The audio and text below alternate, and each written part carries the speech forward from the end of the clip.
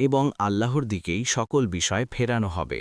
৪৫ হে মুমিনগণ, যখন তোমরা কোনো দলের মুখোমুখি হও তখন অবিচল থাকো, আর আল্লাহকে অধিক স্মরণ করো যাতে তোমরা সফল হও।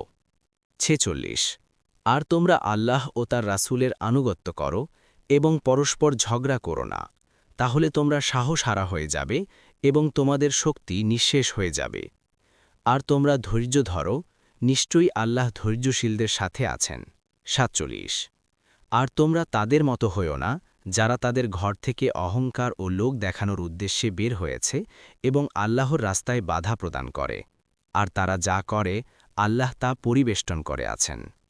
৪৮ আর যখন শয়তান তাদের জন্য তাদের আমলসমূহ সুশোভিত করল এবং বলল, আজ মানুষের মধ্য থেকে তোমাদের উপর কোনো বিজয়ী নেই এবং নিশ্চয়ই আমি তোমাদের পার্শ্বে অবস্থানকারী। অতপর যখন দুদল একে অপরকে দেখল তখন সে পিছু হটল এবং বলল, নিশ্চয়ই আমি তোমাদের থেকে মুক্ত, নিশ্চয়ই আমি এমন কিছু দেখছি যা তোমরা দেখছ না। অবশ্যই আমি আল্লাহকে ভয় করি এবং আল্লাহ কঠিন আযাবদাতা। ৪৯ যখন মুনাফিকরা ও যাদের অন্তরে ব্যাধি রয়েছে তারা বলছিল, এদেরকে এদের ধর্ম ধোঁকায় ফেলেছে, এবং যে আল্লাহর উপর তাওয়াক্কুল করে তবে তো আল্লাহ নিশ্চয়ই পরাক্রমশালী, প্রজ্ঞাবান। ৫০ আর যদি তুমি দেখতে, যখন ফেরেশতারা কাফিরদের প্রাণ হরণ করছিল